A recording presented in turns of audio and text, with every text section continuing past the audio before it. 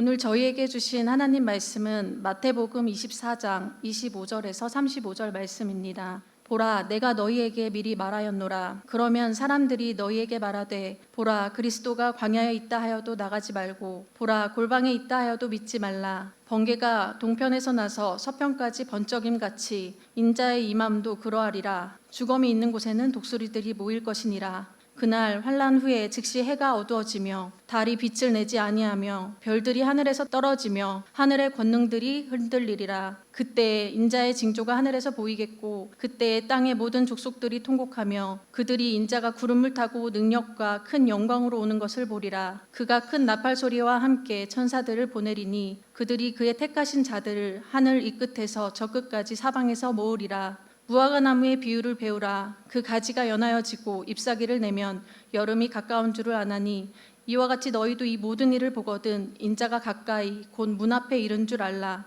내가 진실로 너희에게 말하노니 이 세대가 지나가기 전에 이 일이 다 일어나리라. 천지는 없어질지언정 내 말은 없어지지 아니하리라. 아멘. 오늘은 그날이라라는 제목으로 우리가 마태복음 24장 뒷부분을 가지고 우리가 함께 나누고자 합니다. 얼마 전에 집사님들과 이렇게 식사를 하러 식당에 갔는데 이제 식당 TV에서 얼마 전이 아니라 어제죠.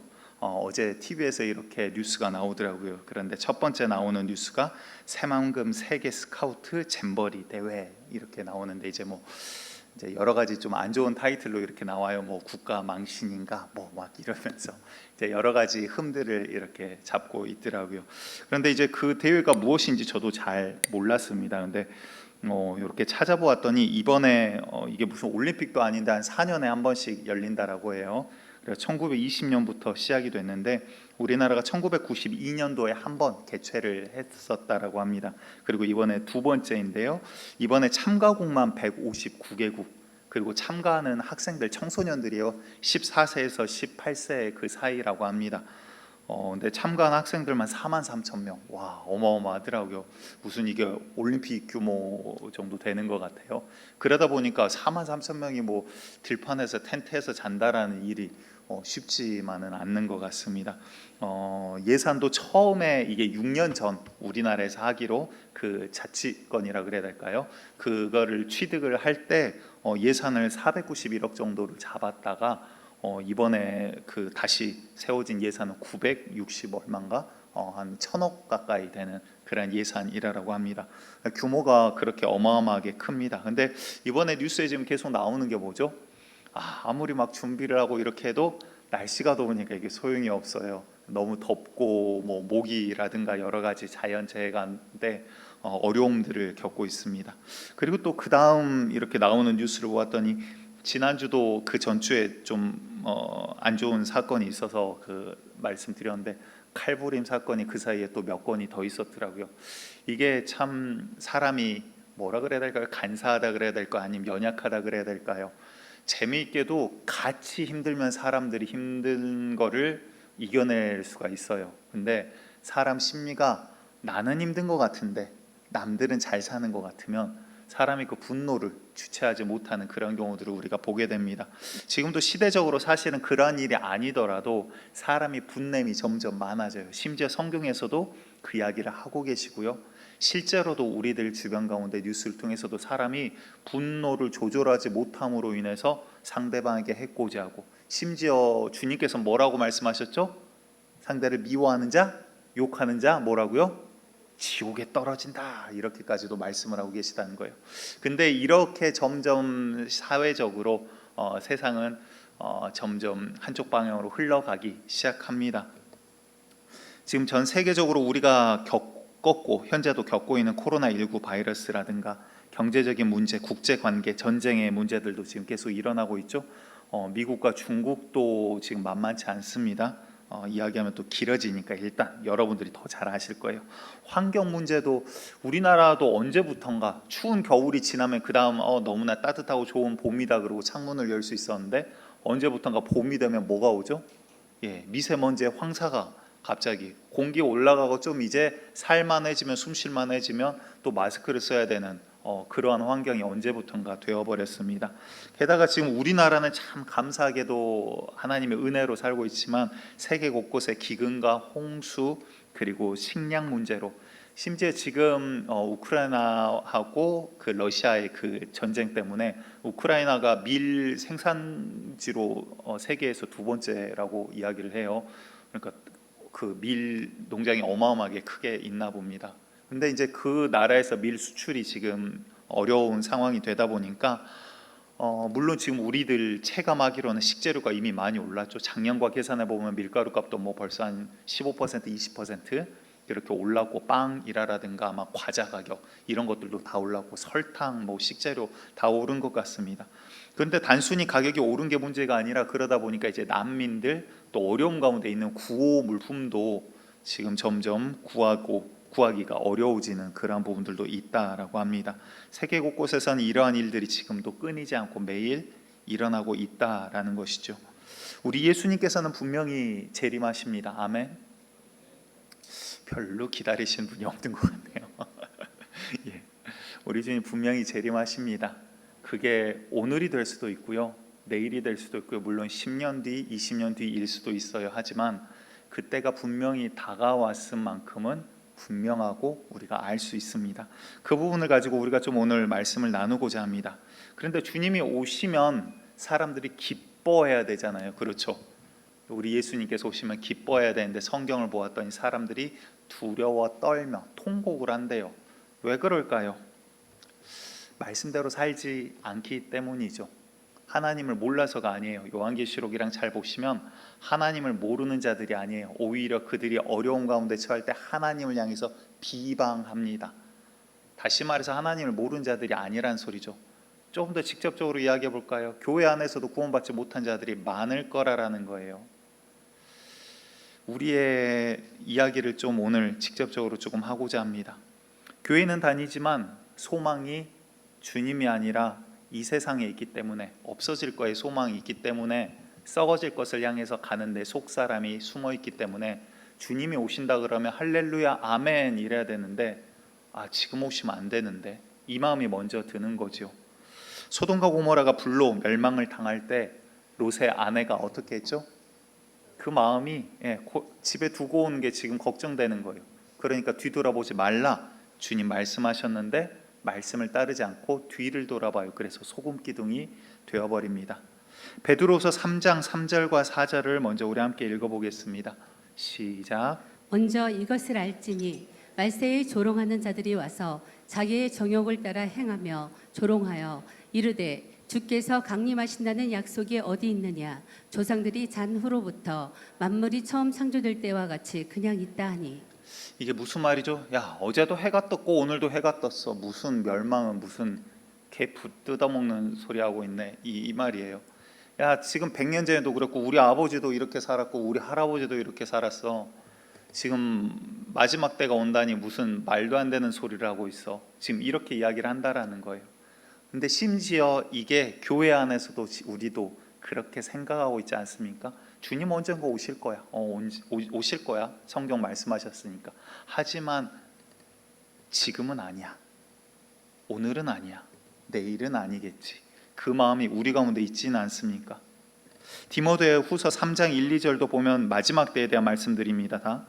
너는 이것을 알라. 말세에 고통하는 때가 이르러 사람들이 자기를 사랑하며 돈을 사랑하며 자랑하며 교만하며 비방하며 부모를 거역하며 감사하지 않으며 거룩하지 아니하며, 이 같은 말씀들이 계속해서 나옵니다. 그런데 어찌 보면 이 같은 말세의 모양들, 사람의 변화되는 모양들이 여러분들 어렸을 때와 지금의 시대를 비교해 보십시오. 오히려 지금이 더 잘 살아요. 그렇죠. 그런데 오히려 정신병은 더 많아졌고요. 지금이 더 풍족한데 나눔과 이웃을 생각하기보다, 여러분들 아파트 옆집에 사시는 분 뭐 하시는지 아십니까? 여러분들 아파트 아랫집 사시는 분 뭐 하시는지 아십니까? 점점 벽을 쌓아가고 있어요. 이제는 그냥 서로 작은 거 있어서 나누던 그 시절이 아니라 이제는 내가 우선인 거예요. 그러니까 내가 우선이다 보니까 내 원대로 안 되면 분노를 주체하지 못해서 상대방에게 분을 풀기 시작합니다. 야, 내가 중요하지, 내가 화나니까, 내 기분이 나쁘니까, 그래서 상대방에게 쏟아내는 거예요. 하나님께서 이걸 죄라고 말씀하시고 이것을 악한 영에 속하였다라고 말씀을 하고 계십니다. 세계는 지금 이렇게 움직이고 있고요. 사람들의 성향도 지금 바뀌어져 가고 있습니다.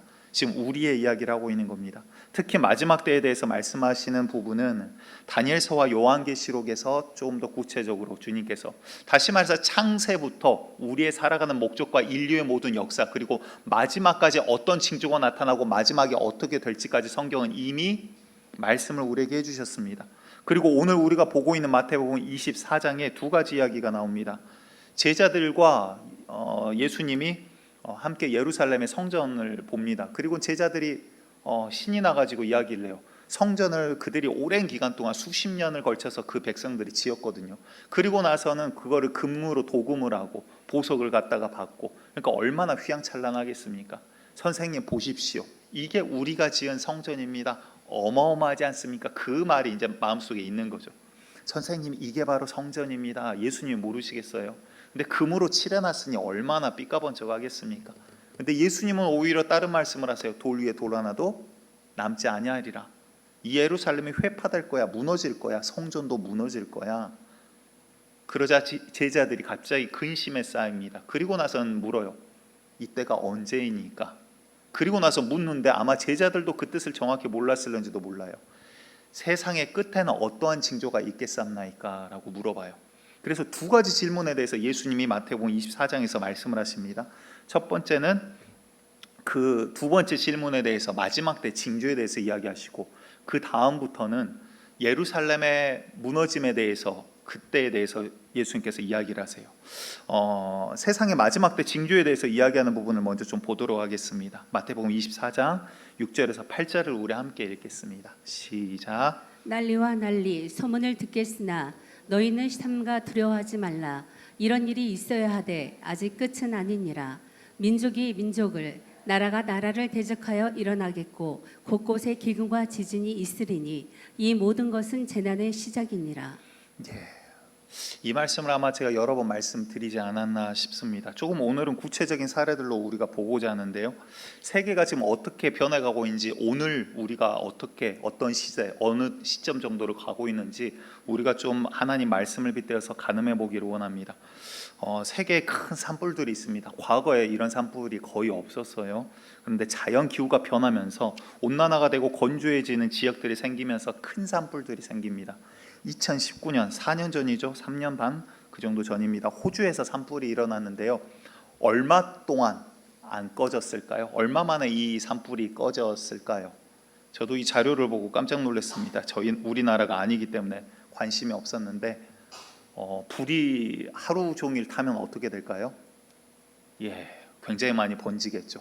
일주일간 끄지 못하면 어떻게 될까요? 불을? 예를 들어서 우리 교회 불이 났습니다. 근데 일주일간 못 껐어요. 그럼 어떻게 될까요? 노운동은 아마 다 없어질 거예요. 일주일이면 충분히, 그렇죠? 근데 반년간 이 불을 끄지 못합니다. 반년이래요. 반년. 불을 못 끄는 게 반년. 비가 오는데도 불이 안 꺼져요. 너무 불길이 거세가지고.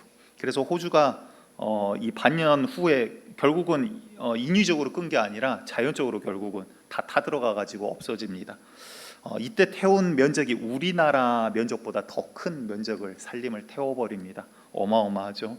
그리고 그 다음에 2020년 미국에서 7개 주에 560건의 한 해 여름에 560건의 산불이 다발적으로 갑자기 발생을 합니다. 그래서 이때는 미국 혼자 감당이 안 돼서 전 세계 소방수들이 다 미국으로 투여되기 시작해요. 이때 탄 규모가 서울의 6배 정도 되는 땅을 태웠다라고 합니다. 그리고 올해 지금 어제와 그제 뉴스예요. 캐나다에서 큰 불이 있는 거 아십니까? 저도 뉴스를 잘 안 보는데 다들 기도하고 말씀 보시느라 그러는 거죠. 할렐루야. 아멘도 안 나오고 대답도 없고 어찌할 바를 모르겠습니다. 어제라 그제 뉴스예요. 캐나다에서 큰 불 하나가 잡혔는데 물론 이것도 이제 전 세계에서 소방수들이 지금 가고 있다라고 합니다. 우리나라에서도 지금 소방수가 갔어요. 근데 이때 지금 이번에 캐나다에서 어제 잡힌 그 산불 하나로 전 세계에서 1년 동안 나는 화재로 인해서 배출되는 탄소 배출량이죠. 탄소 배출량의 4분의 1이 배출이 됐대요. 이번에 캐나다에서 난 불 하나로. 그리고 악순환이죠. 탄소가 그만큼 많이 만들어졌을 뿐만 아니라 그만큼 산림이 없어져 버렸으니까 그 탄소를 소화하는 나무도 없어지는 거예요. 그러니까 공기는 전 세계적으로 점점 더 안 좋아질 수밖에 없는 상황입니다. 그리고 이번에 소실된 규모, 땅 규모는 우리나라 면적의 1.3배입니다. 그러니까 우리나라 전체 땅보다도 더 넓은 땅이 이번에 캐나다에서 타서 없어졌어요. 산림이. 그리고 캐나다 정부에서 발표하기를 현재 이게 저도 이해가 안 되는 게 1040건의 산불이 여전히 캐나다에서 진행 중이래요. 그리고 그중에 660건은 통제 불가능 상태로 추정이 된다고 발표를 했습니다. 그러니까 660건은 소화기 뿌려도 못 끈다라는 소리예요. 지금도 타 들어가고 있대요. 그러니까 이거를 보면서 이게 상식적으로 가능한 일인가? 그러니까 그냥 여러분들 미국이나 이런 데 뉴스도 보시면 불이 우리가 지금 생각하는 그냥 불났어 이 개념이 아니에요.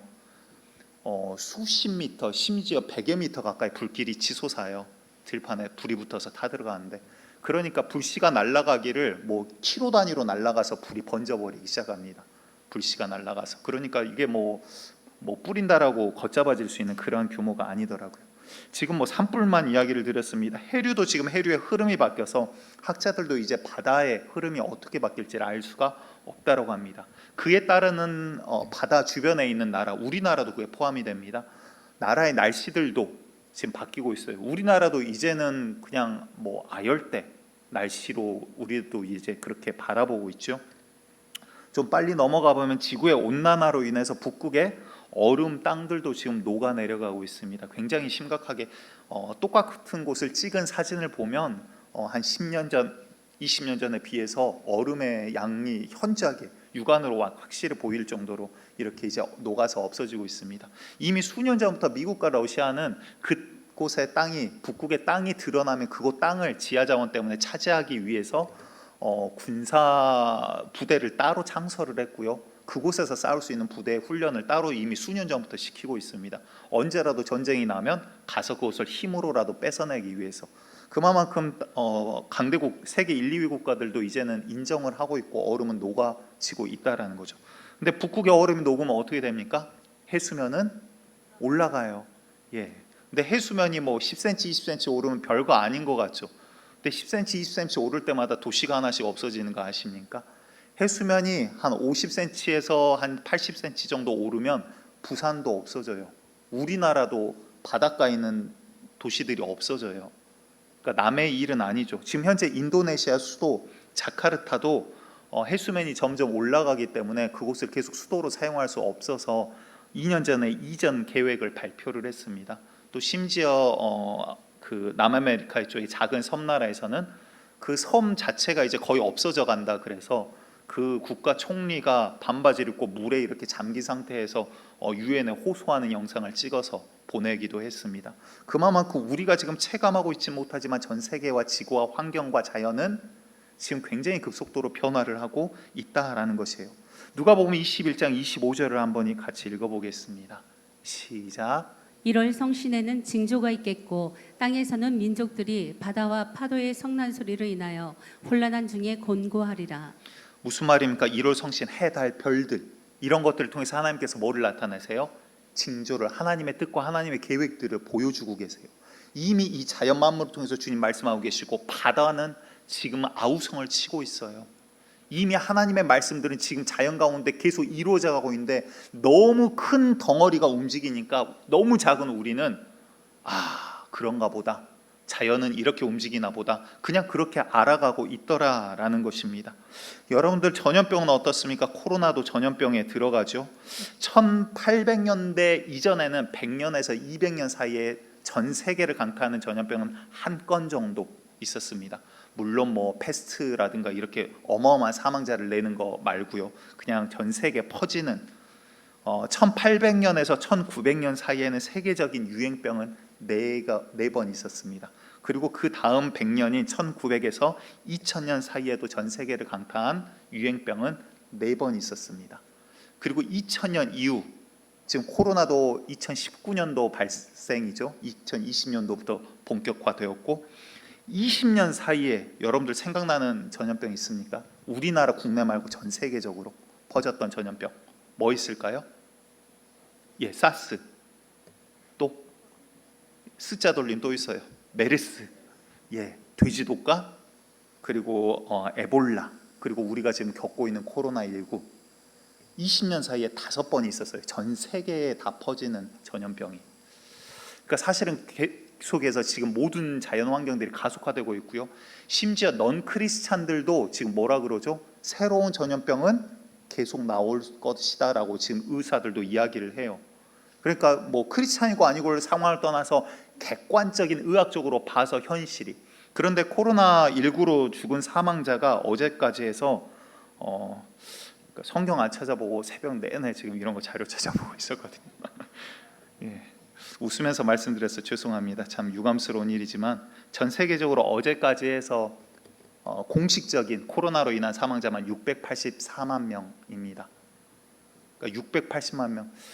지난주에 뭐 항공모함 가격을 이야기를 해도 안 놀라시고 뭐를 이야기해야 놀라시려나 모르겠어요. 대전 인구가 몇 명인지 아십니까? 예, 지금 작년 기준으로 144만 명, 147만 명 그 사이일 거예요.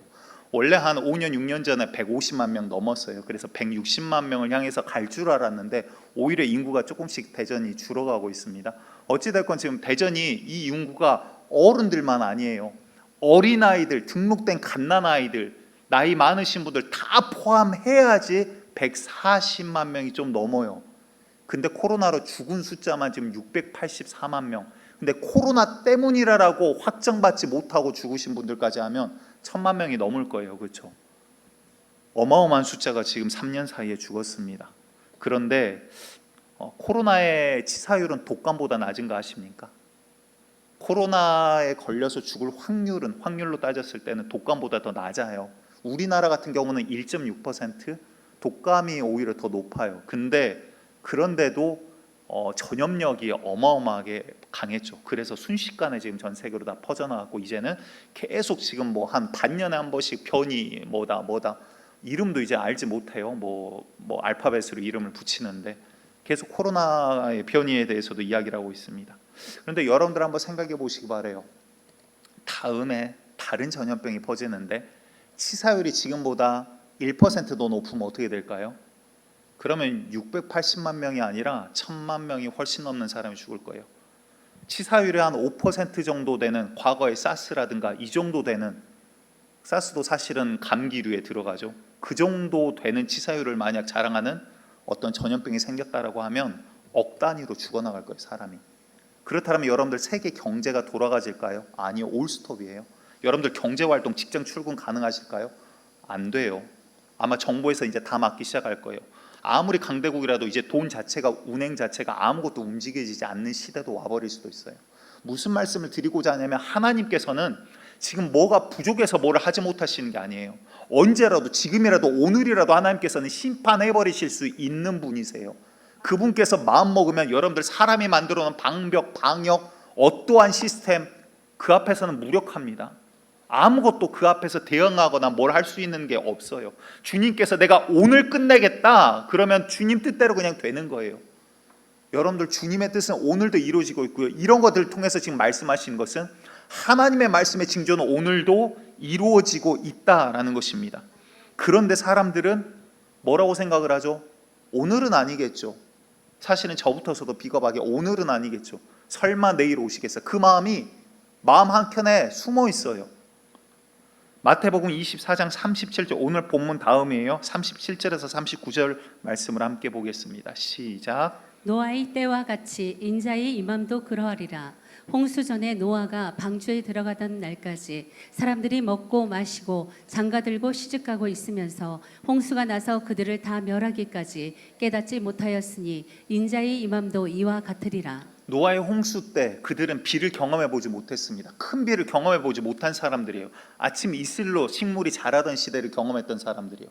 그러니까 그들 가운데 노아가 와서 큰 비가 온다, 홍수가 온다, 모두 다 물에 잠긴다라고 하나님이 그러셨다. 그들이 믿어졌을까요? 한 번도 경험해 본 적이 없는데. 아니요, 안 믿었어요. 아니, 우리 할아버지 때도 몇백 년 전부터 우리 아무렇지도 않고 살았어. 무슨 소리야? 노아 보고 뭐라 그랬을까요? 미친놈 그랬을 거예요. 산 중턱에다 심지어 배를 만들어, 바다도 아니고 저거 단단히 미쳤네 그랬을 거예요. 그런데 나중에 비가 오고 그들의 턱까지 물이 찼을 때는 오히려 그 방주가 그들에게 표징과 징표가 됐을 것입니다. 한 번도 경험해 보지 못했지만 하나님의 말씀은 그대로 이루어진다라는 거예요.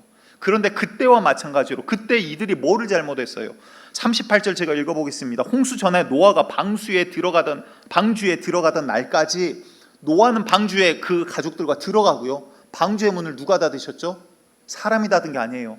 하나님께서 닫으셨어요. 그래서 그 앞에 와서 아무리 아우성 쳐도 더 이상 들어갈 수가 없었던 거예요. 노아가 구해주고 싶어도 구할 수가 없었어요. 그런데 그 날까지 사람들이 뭐를 했어요? 먹고 마시고 장가들고 시집가고. 뭐를 잘못했나요? 이들이? 이 사람들이 무엇을 잘못했나요? 하나님의 말씀을 듣지 않았어요. 하나님을 몰랐다라는 게 아니라 하나님의 말씀을 듣지 않았어요. 여러분들 마지막 때가 되면요, 교회도 두 개로 나눠집니다. 성령의 충만함으로 성령의 인도함을 받는 교회와 껍데기만 교회인 교회. 어찌 보면요, 무서운 말씀입니다. 여러분들, 하나의 교회 안에서 단 한 명도 구원받지 못하는 교회도 있을 수 있어요. 목사를 포함해서. 여러분들, 이거는 현실에 우리에게 닥치는 거예요. 예수 믿으면 구원받습니다. 맞는 말인데 그 믿는다라는 의미를 성경에서 뭐라고 말씀하신지 여러분들이 이제 알아가셔야 돼요. 왜 하나님 말씀을 주셨는데 여러분들 말씀을 묵상하지 않으세요? 하나님 말씀을 주셨는데 왜 생명이 이곳에 있다라고 머리로는 알면서 그 말씀을 내가 살려고 받아먹지 않냐라는 거예요. 왜 그 말씀을 내 손에 줬는데 말씀은 놔두고 다른 데다가 귀 기울이고 여기에 신통하다더라 저기가 용하다더라 자꾸 귀가 돌아가냐라는 거예요. 아니면 우리 시선은 왜 세상에서 벗어나지 못하고 하나님 언젠가 오시겠지, 그런데 오늘이나 내일은 아닐 거야 그러고 살고 있냐라는 거예요. 이들이 하나님을 몰라서 멸망한 게 아니라 아는데 하나님의 말씀을 듣지 않아서 멸망했다라고요.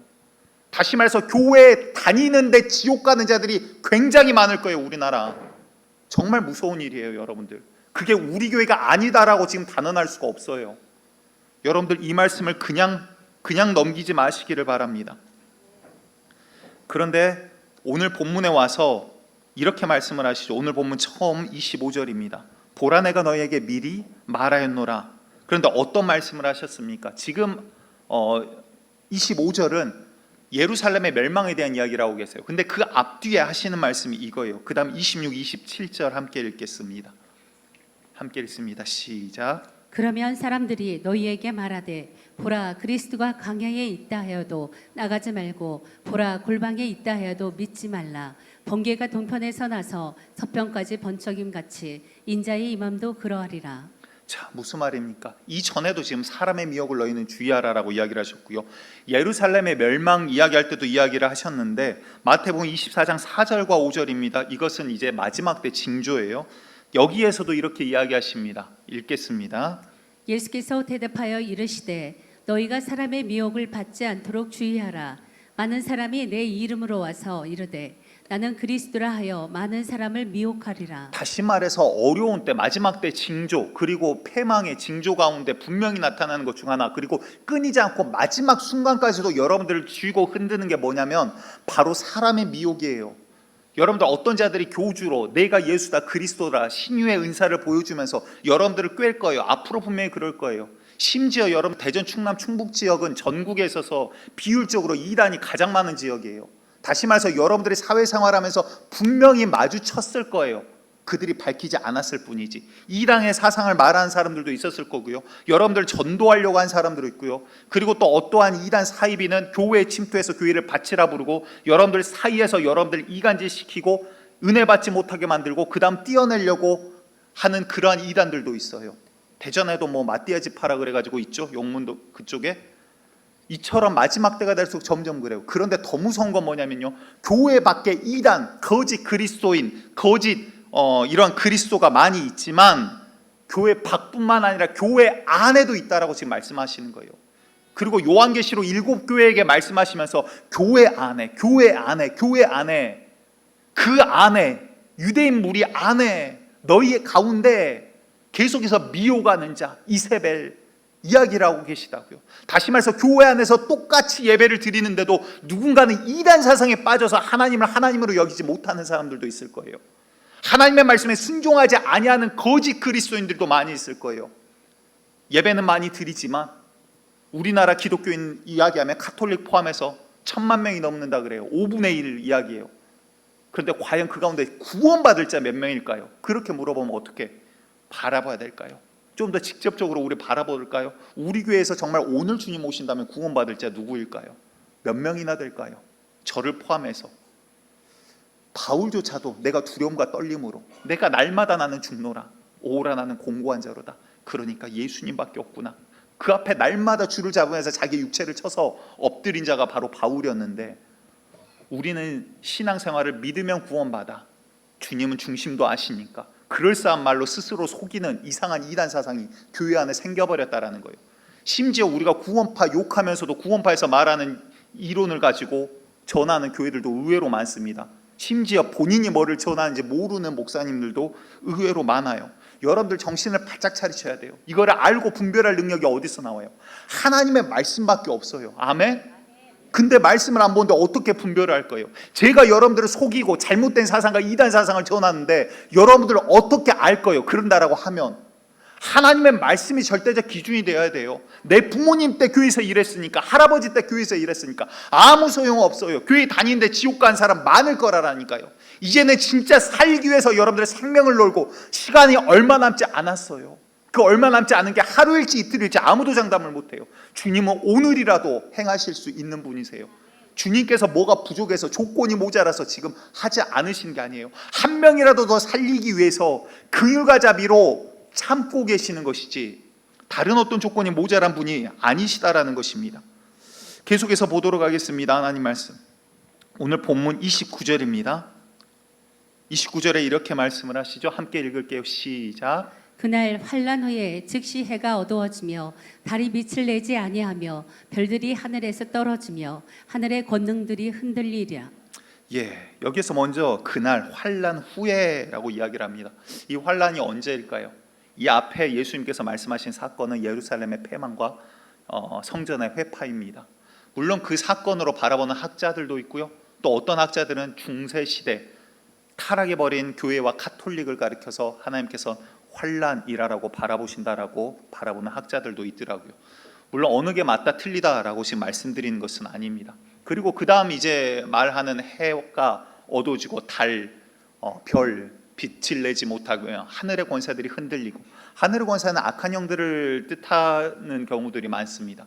그리고 해, 달, 별 같은 경우는 어떤 국가의 큰 수장이나 왕, 권세자들을 뜻하는 경우들도 많아요. 그런데 이 부분이 그러하다라고 장담할 수는 없어요. 그래서 이거를 직접적으로 바라보는 사람들도 있고요. 또한 재미있게도 직접적으로 나타났던 사건들도 있습니다. 1780년 5월 19일을 미국에서 다크데이라고 불러요. 그날이 미국의 몇 개 주를 제외하고는 미국 동에서 서까지, 심지어 캐나다 동부까지 포함해서입니다. 미국 동쪽에서 서쪽까지 날아가면 비행기로 안 쉬고 날아가도 3시간 이상을 날아가야 되는 거리예요. 어마어마하게 큰 땅이죠. 근데 그 땅이 전부 다 어둠으로 덮여버립니다. 대낮이었는데요. 대낮인데도 앞에 손을 볼 수가 없어서 촛불을 켜고 살아야 되는 날이었습니다. 그리고 그 다음날 밤까지, 자정까지도 이 어두움은 계속해서 이어집니다. 그 원인은 지금까지도 밝혀지지 않아요. 그냥 추정을 합니다. 산불이 나서 해를 가렸다. 겹쳐서 비구름이 닥쳐서 해를 가렸다. 근데 여러분들 상식적으로 말이 됩니까? 미국 전역이 어둠에 덮여버렸다라는 게. 산불이 나서 미국 전역에 해가 비치지 않는 사건이 있을 수가 있을까요? 이론적으로 뭐가 맞는지는 모르겠습니다. 하지만 충분히 주님께서는 이미 말씀들의 징조들을 이미 우리들에게 보여주셨다라는 것을 뜻하고 있는 거예요. 그 다음 절 읽도록 하겠습니다. 30절입니다. 함께 읽습니다. 그때에 인자의 징조가 하늘에서 보이겠고 그때에 땅의 모든 족속들이 통곡하며 그들이 인자가 구름을 타고 능력과 큰 영광으로 오는 것을 보리라. 자, 이런 환란이 지나고 여러 가지 자연의 변화들이 있고요. 어둠이 닥치고 영광들을 잃어버려요. 해달별들이. 그러한 가운데 뭐가 지금 계속 진행되죠? 주님의 오실 날이 지금 다가오고 있다. 그 가운데 그때 인자의 징조가, 주님이 오시는 징조들이 너희 가운데 보여지고 나타날 거야. 지금 성경에서 근데 말씀하신 징조가 이미 다 우리 사는 시대에 나타났어요. 이미 이전에 이미 나타났다라고요. 그리고 하늘에 이런 징조들이 보이겠고 그때 땅의 모든 족속들이 통곡하며 그들이 인자가 구름을 타고 능력과 큰 영광으로 오는 것을 보리라. 우리 주님 오신대요. 그것을 보게 될 거래요. 그런데 왜 반응이 이러죠? 주님 오신다라니까요. 예수님 오신다고요. 구름을 타고 약속대로 그대로 오신다고요. 여러분들 도대체 무엇을 기다리며 살고 계십니까? 주님 기다리지 아니하시면 무엇을 기다리며 살고 계십니까? 우리 예수님 오시면 할렐루야 아멘 뛰쳐나가야죠. 주님 기다렸어요. 주님 바로 이날이 그날이군요. 기다렸어야죠. 그런데 뭐라 그러시죠? 그때 땅의 모든 족속들이 뭐 한다고요? 통곡하며, 통곡하는 가운데 주님 오신대요. 상황이 이상해졌어요. 왜 주님 어서 오세요 그래야 되는데 땅들이 통곡을 할까요? 말씀대로 살지 않기 때문에. 이들이 주님 모르는 사람들일까요? 아니라니까요. 요한계시록 봐보세요. 계속 영적인 싸움. 그리고 나서 그들이 비방하는데 하나님을 알기 때문에 하나님을 비방하는 거예요. 다시 말해서 교회 안에서도 나중에 이제 이단 사상들이 덮어지면 어떤 교회에서는 하나님 욕하는 교회도 있을 수도 있어요. 하나님 믿음으로. 근데 세상은 살게 해주셨어야죠. 하나님 만들어 놓고 이렇게 어렵게 살게 해놓으셨나요? 본인이 원하는 정욕과 어떠한 것을 이루기 위해서 하나님을 도구로 사용하면서 하나님을 욕하는 자들이 생길 거라는 거예요. 하나님께서 조주를 내리고 요한계시로 보면 천사들이 나팔을 불고 그리고 진노의 잔들을 붓습니다. 그럴 때마다 땅의 자연의 변화들이 생겨요.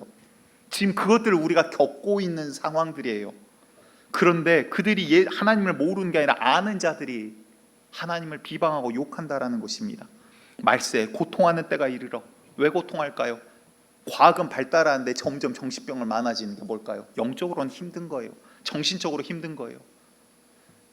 그리고 마지막 때 주님이 오시는데 주님 오시는 게 반갑지 않거든요. 고통스럽죠. 괴롭죠. 누가복음 18장 8절에 예수님이 이렇게 이야기하시거든요. 읽어볼까요? 내가 너희에게 이르노니 속히 그 원한을 풀어주시리라. 그러나 인자가 올 때에 세상에서 믿음을 보겠느냐 하시니라. 분위기가 일부보다 더 침울해졌습니다. 이걸 어떻게 해야 될까요? 이 이야기는 앞에 불의한 재판장과 억울한 과부 이야기를 하는 거예요. 그러니까 너 낙심하지 말고 끝까지 기도해라. 그런데 끝에 무서운 말씀 한마디를 남겨놓으십니다. 그러나 뭐라 그러시죠? 인자가 올 때, 그러니까 예수님 다시 올 때 뭐라 그래요? 세상에서 믿음을 보겠느냐? 믿음 보기 쉽다 어렵다? 어렵다라는 거예요. 다시 말해서 여러분들 우리가 생각하는 믿음이 성경에서 말하는 믿음과 일치하는지 여러분들 시험하셔 보셔야 돼요. 나는 믿는다라고 생각했는데 하나님이 인정하지 않는 믿음들이 굉장히 많을 거예요. 교회에서 성경 공부하고 배워서 그럼 이제 나 침례받고 이랬으니까 그럼 나 예수님 믿는 거지, 그럼 나 천국 가겠네 했는데 주님이 불의한 자에 내게서 떠나가라, 나는 너를 알지 못한다. 그 말을 듣는 자도 이 가운데 있을 거예요. 여러분들 이거는 우리의 죽고 살고의 문제를 이야기하는 것입니다. 믿음의 가문 감사하죠. 구원과 상관없어요. 근데 목사 직분 감사하죠. 써주신 거. 구원과 또한 별개의 문제예요. 단호히 말씀드리지만 목사님들 중에서도 지옥 가는 분들 굉장히 많을 거예요. 무서운 말입니다. 목사 자녀 말하기 참 껄끄럽죠. 뭐 방송으로 나가니까 참 껄끄러운데 조윤기 목사님도 아킬레스건이 자녀 아니었습니까? 그 교회에서 사회 가신 분들한테 말 들어보면 자녀 이야기 꺼내면 장로 뭐 없이 다 발발발 떤대요. 현역으로 계실 때 역정을 확 내셔버리니까 아들 이야기만 나오면 아픔이셨겠죠. 아버지가 볼 때 그러는데 하나님이 볼 때 구원받은 자일까? 그건 또 다른 문제가 될 것 같습니다. 그 외에도 제가 아는 교회, 큰 교회 자녀분들, 심지어 담임 목사, 큰 어느 장로 교단의 그 지방의 총회장이세요. 근데 아들은 교회를 안 다녀요. 아들과 딸인데 둘 다 교회를 안 다녀요. 근데 앞에서 목사님이 예수 믿으세요, 전도하세요, 말씀하실 때마다 얼마나 쪽팔릴까요? 보고 있는데 민망하더라고요. 무슨 말씀드리는지 아시겠죠? 단순한 목사 이야기가 아니라 목사도 그런데 여러분들을 하물며 어떻습니까? 여러분들 정말 우리의 믿음이 지금 어디 있는지를 점검해 보셔야 되는 거예요. 그리고 나서 오늘 그 다음 본문 읽도록 하겠습니다. 31절입니다. 그가 큰 나팔 소리와 함께 천사들을 보내리니 그들이 그의 택하신 자들을 하늘 이 끝에서 저 끝까지 사방에서 모으리라. 예, 1부 때 그 마지막 찬양을 우리 하나님의 나팔 소리로 했어요. 가사 아시죠? 하나님의 나팔 소리, 천지 진동할 때 예수 영광 중에 구름 타시고, 그렇죠. 그리고 후렴에 뭐라 그러죠? 나팔 불 때 나의 이름, 나팔 불 때 나의 이름. 어떠한 장면이 그려지나요? 주님께서 예수님 다시 올 때 나팔과 천군 천사와 함께 오신다고 분명히 이야기하십니다. 그런데 이 장면은 아마 이 한 절 안에 수십에서 수백 년이 숨어 있지 않나 싶어요. 요한계시록 보면 또한 천사들이 나팔을 불어요. 그런데 그 천사들이 일곱 천사들이 돌아가면서 나팔을 부는데, 나팔을 불고 또 그 순간 사이사이마다 진노의 포도잔을 세상에다 붓습니다. 그럴 때마다 또한 인을 떼고 하나님의 명령을 시행해 나갈 때 자연과 만물 가운데 변화와 징조들이 나타나요. 땅 위에 생명의 3분의 1이 죽어나가기도 하고, 배의 3분의 1이 침몰하기도 하고, 바다의 생명의 3분의 1이 죽어나가기도 해요. 어떠한 바다는 쓴물이 되기도 하고 오염이 돼가는 거겠죠. 여러 가지 징조들이 나타납니다. 우박이 떨어져서 사람이 맞아 죽기도 해요. 근데 여러분들이 이제 이상한 거 이거 아니에요. 그렇죠? 왜? 우리 이미 다 봤거든요. 그런데 우리 굉장히 무뎌요. 너무 큰 게 움직이니까 작은 우리는 이게 움직이는 걸 지금 잘 못 느껴요. 아, 자연이 이러는구나. 아니요, 성경에서 수천 년 전에 이야기한 게 지금 우리 눈앞에 보여지고 있다니까요. 여러분들은 간이 크셔서 뭐를 이야기해야 놀라실런지 저는 그게 숙제입니다. 그런데 여기에서 뭐라고 하시죠? 그 큰 나팔 소리와 함께 천사들을 보내리니, 자, 나팔 소리가 나고 바로 휴거하고 예수님 만나고 끝나버리지 않아요. 예수님 뭐 하시죠? 큰 나팔 소리와 함께 뭐를 하세요? 천사들을 보냈대요. 천사들은 뭐를 하고 있는데요? 지금 이 끝에서 저 끝까지 택하신 자들을 모으고 있대요. 다시 말해서 이 천사들을 움직이면서 지금 전 세계 지금 역사들이 계속해서 흘러가고 있는 거예요. 움직여지고 있는 거예요. 자연 만물도 바뀌어가고 있고요. 징조들은 나타나고 있고요. 하나님의 택한 자들은 끌어모으고 있는 거예요. 그래서 마지막 때 주님 분명히 말씀하십니다. 선한 자는 더욱더 선하게, 악한 자는 더욱더 악하게 살아가게 될 거라고 이야기를 하세요. 주님께서는 그냥 놔두세요. 그리고 마지막 날 내가 심판하겠다. 그날은 반드시 도래한다. 이미 우리는 이 나팔 가운데 서 있는 것입니다. 이제 이 끝이 진짜로 얼마 남지 않았다라는 거예요. 이미 너무 많은 것을 보여주셨는데 노아의 시대와 같이 우리는 그냥 멀뚱멀뚱거리고 있어요. 여러분들 정말 신앙 이런 말 들어본 지 언제 됐습니까? 벌써 오래되지 않았습니까? 예수님의 직계 제자들은 정말 신앙을 가지고 살아갔어요. 아, 주님, 내가 죽기 전에 주님께서 오실 거야. 그래서 처음에 성경이 글로 남겨진 게 아니라 머리로 외웠어요. 달달달달달달 토시 하나 틀리지 않고. 왜? 내가 살 때 주님 오시니까 적을 시간이 어디 있어요? 가서 전파해야 되는데 주님 오십니다. 주님 곧 오십니다. 주님, 내가 분명히 살아 올라가는 걸 내가 보았는데 그대로 다시 오신다 하였습니다. 그들이 그렇게 전하는데 하나둘 제자들이 죽어가기 시작해요. 그리고 이제 사도 요한도 이거를 필사하기 시작합니다. 그게 이제 밤모섬에서 적기 시작한, 환상 가운데 보고 적기 시작한 게 요한계시록이에요.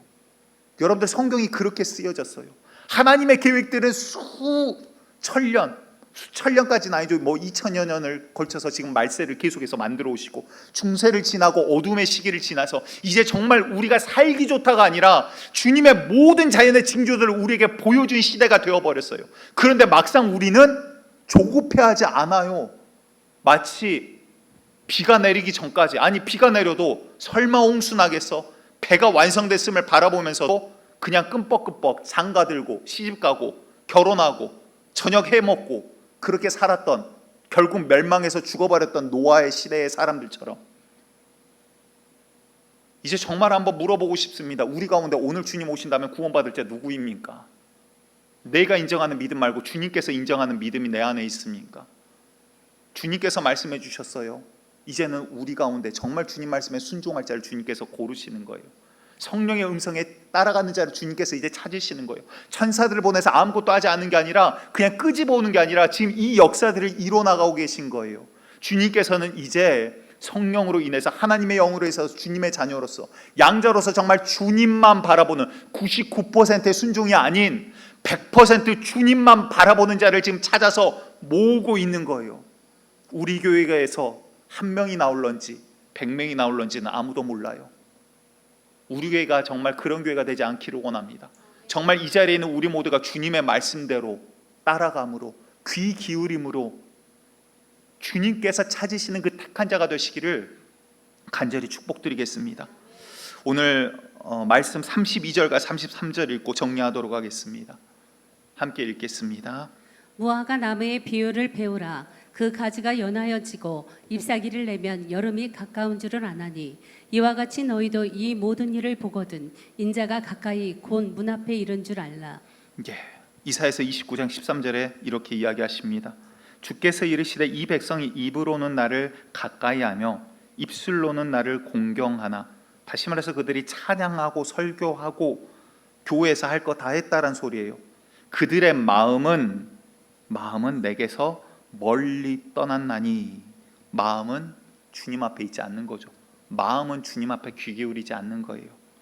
그들이 나를 경외함으로, 사람을 경외하는 게 아니라 경외하는 모양을 뜻하는 거죠. 모양이 있는 것은 사람의 계명으로 가르침을 받았을 뿐이라. 주님이 신부를 보고 말씀드리는 거예요. 여러분들 율법적으로 그 시대 사람들보다 우리가 더 못 믿고 있어요. 근데 행위로 우리가 주님 믿었다라고 이야기할 수 있습니까? 아니죠. 무엇으로 나타내겠습니까? 여러분들 정말 주님 앞에 인정받는 믿음 되기 위해서 여러분들 여기저기, 여기 그리스도가 있다, 저기 신통한 게 있다, 귀 기울일 필요 없어요. 다른 복음은 없어요. 오직 성경입니다. 아멘. 여러분들 그럼 이제 성경 파셔야 돼요. 보셔야 돼요.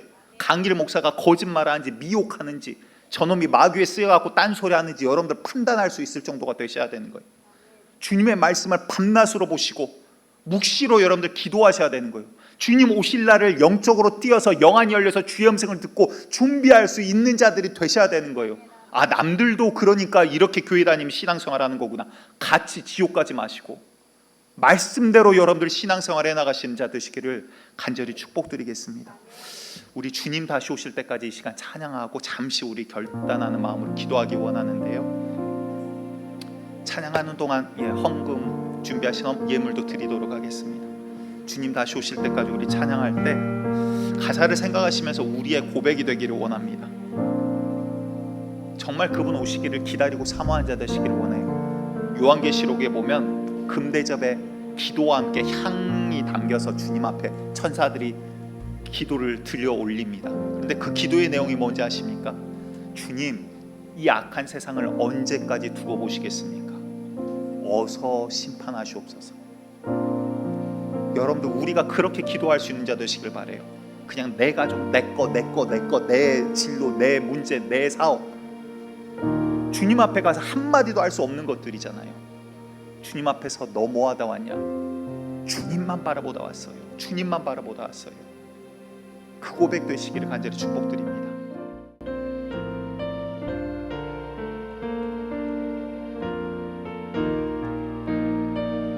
주님 다시 오실 때까지 우리 마음을 담아 고백합니다. 주님 다시 오실 때까지 이 믿음의 길, 말씀의 길을 가겠습니다. 이 길을 가리 세상에선 미련하다 하더라도 이 좁은 길, 좁은 문으로 가겠습니다.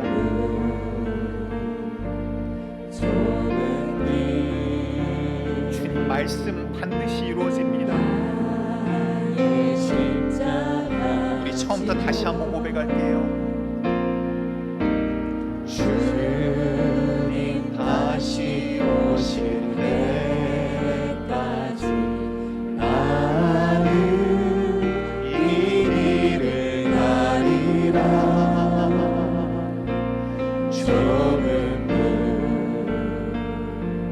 좁은 길 나의 십자가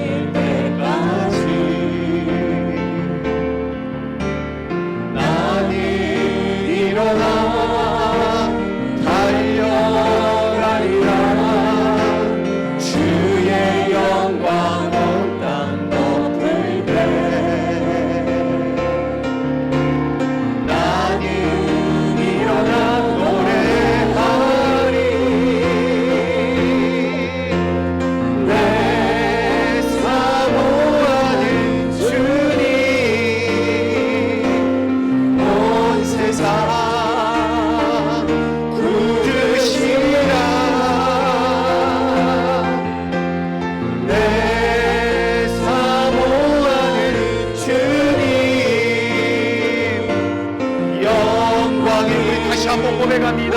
내 사모하는 주님, 내 사모하는 주님, 영광에 온 세상 굳으시라.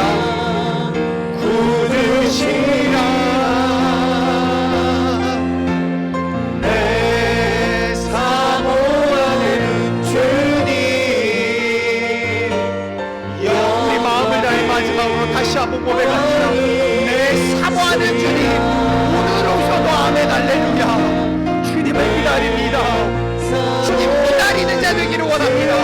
주님 오실 때 흠없고 티가 없는 자로 살아가기를 원합니다. 주님 아버지, 주님 붙들어주세요. 내 사모하는 주님, 영광의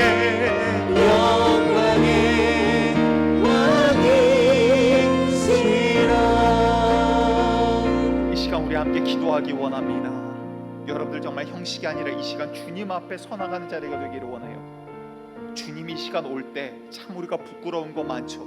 예수의 은혜로 여기까지 왔는데 뒤돌아보면 또 부끄러운 게 쌓여 있어요. 세상을 사랑하지 않는다 하면서 주님보다 더 사랑했고, 주님보다 더 물질을 위에다 놓고, 주님보다 더 내 레저, 내 쾌락, 내 유익 다 쓰고 남으면 주님 앞에 조금 갖다 드리면서 주님 저 잘했지요. 비겁한 신앙생활. 주님 반틈, 세상 반틈 다리 걸쳐놓고 그래도 나는 저 세상 사람들보다 낫지요. 구원받지 못하는 거짓 신앙으로 우리가 지금까지 살아온 것 아닙니까? 주님 앞에 섰을 때 진짜 내가 구원받은 자입니까? 주님 말씀에 순종한 자입니까? 100% 주님밖에 없다라는 신앙으로 살아왔습니까? 이 시간 우리가 비겁한 신앙생활이 있었다면 이 시간 회개하시기 원합니다. 이게 사는 길이니까요. 다른 길 없으니까요. 저한테 죄송해하지도 마시고 저도 똑같은 죄인이거든요. 주님 앞에 우리가 살기 위해 이 시간 기도함으로 나아가기를 원합니다. 주님, 아버지 주의 영광에 달하지 못하는 죄인, 아버지 이 시간 다시 한번 주님 앞에 나아갑니다. 주여 예수 그리스도의 은혜밖에 없습니다. 주여 저를 용서하여 주시고 이제는 주님만 바라보기를 원합니다. 은혜를 입고도 은혜 안 받은 자처럼 살아갔던 죄, 예수의 이름을 들어놓고도 모르는 것처럼 살아갔던 죄, 주님 아버지 용서해 주세요. 하나님 이 시간 내 영혼이 다시 한번 주님 앞에 서나가기를 원한다라고 이 시간 함께 기도하며 나아갑니다. 주님 아버지 붙들어 주시옵소서. 주여 아버지 주여 이 죄에 붙들어 주시옵소서. 아버지 세상에 그 욕심은 다 내놓고 뒤돌아서 저 그래도 예수 믿으니까 낫지요. 구원받지 못하는 거짓 신앙을 가지고 죽어가는지 모르고 교회 다니니까 구원받는다 착각하는 신앙, 주여 용서하여 주시옵소서. 주님 아버지 모든 징조를 통하여 말씀하고 계시온데 보면서도 눈뜬 장님처럼 주님 아버지 아직은 안 됩니다. 이 거짓 신앙 아버지 이 시간 용서하여 주시옵소서. 주여 아버지 회개합니다. 주님 아버지 세상의 욕심은 다 내면서 아버지 구원은 욕심내지 않고 예수는 욕심내지 않고 그래도 아버지 그래도 나 교회 다니니까 구원받았지요. 잘못된 이단 사상과 같은 이 구원 신앙, 주 아버지 주님 말씀에 순종하지 않는 자 구원받지 못하고 주님의 뜻 안에 있지 않는 자 구원받지 못하고 수군거리고 빼앗하고 주님 없이 여기고 사랑하지 아니하고 이거 구원받지 못한다라고 분명히 말씀하고 계시온데 주 아버지 지옥의 자녀로 살면서도 잘못된 신앙으로 교회 내에서 구원을 값싼 구원으로 만들어 싸구려 신앙으로 만드는 자 주여 용서하여 주세요. 주 아버지 정말 주님 오실 날 얼마 남지 않아 이 말씀을 하신 이유는 이제 깨어서 정말 기도하라. 깨어서 주님 안에 순복하라. 깨어서 주를 붙들라. 깨어서 방주에 참여하라 말씀하오신데 주 아버지 우리의 신앙을 다시 한번 돌아보기를 원합니다. 아버지 묵시로 말씀을 바라보고 주님 앞에 기도하는 신앙 되기를 원합니다. 주님이 말씀해 주셨사온데 사람의 말에 귀 기울이며 사람의 말에 여기 신비한 거 있다 저기 신비한 거 있다 주님을 찾는 지혜를 소유하게 하여 주시옵소서. 주님밖에 없습니다. 주님밖에 없습니다. 주여 아버지 사람이 만든 문화생활로 거짓 신앙생활하지 않게 하여 주시고 인간의 교훈과 인간의 가르침이 아닌 아버지 살아계신 천지 만물의 창조주의 음성을 듣는 자, 주의 말씀 앞에 정말 경외함으로 나아갈 수 있는 우리 노교회 되게 하여 주시옵소서. 살아계신 하나님, 주님이 살아계시기에 우리가 함부로 예배드릴 수 없음을 고백합니다. 주님 받으시는 예배기에 우리가 함부로 나아갈 수 없음을 고백합니다. 주여 아버지, 우리의 모든 삶이 주님 앞에 아버지 믿음으로 보여지게 하여 주시고, 아버지 우리가 은혜로 구원받아 싸운데 이 은혜 받지 않는 자처럼 살아가는 예수를 부인하는 삶이 되지 않게 하여 주시옵소서. 주님 아버지, 우리가 잘못된 사상으로 이단이라 욕하면서 그 이단들이 말하는 교리로 주님을 믿어가는 사람들도 있습니다. 주여 아버지, 그냥 예수님 믿습니다 한마디로 구원받는 싸구려 신앙이 아닌 정말 참 그리스도인을 찾는 주님의 눈을 알게 하여 주시고, 이 끝에서 저 끝까지 주님께서 택하신 자들, 정말 주께서 구별하신 자들, 교회에 다니는 자가 아니라 그 가운데서도 구별하신 자들, 정말 주께서 예배하셨던 자들이 우리 노원교회가 되기를 간절히 소망합니다. 주님 아버지, 제가 할 수 있는 것은 없사오나 주께서 우리 성도들 만나주시고 하나님 지옥 가는 자 없게 하여 주세요. 주님 아버지, 생명의 문제이온데 우리가 돈 100만 원 사기당해도 펄쩍펄쩍 뛰면서 생명은 도둑 맞아도 도둑 맞은지도 몰라요. 주님, 항상 깨어있는 자, 정말 이 마지막 때를 분별하고 무화과 이파리가 바뀌면 계절이 바뀌는 것을 알듯 이 모든 징조들을 보아 이제 정말 주님 오실 날 얼마 남지 않았사오니 이제 정말 우리가 구별되어서 노아와 같이 준비된 자, 기다리는 자, 사모단 자, 정말 주님 너무나 좋아서 주님 알고 싶어서 성경을 날마다 매 순간순간 손에서 띄지 아니하며 주님과 대화하고 싶어서 걸어가면서 시간 내었던 주님 앞에 엎드릴 수 있는 자, 정말 온 삶이 주님과 함께 젖어 살아가는 자들 되게 하여 주시옵소서. 우리가 이 시간 또한 주님께서 주신 물질의 일부를 쪼개어 주님 앞에 올려드립니다. 그 중심과 마음을 받아 주시옵소서.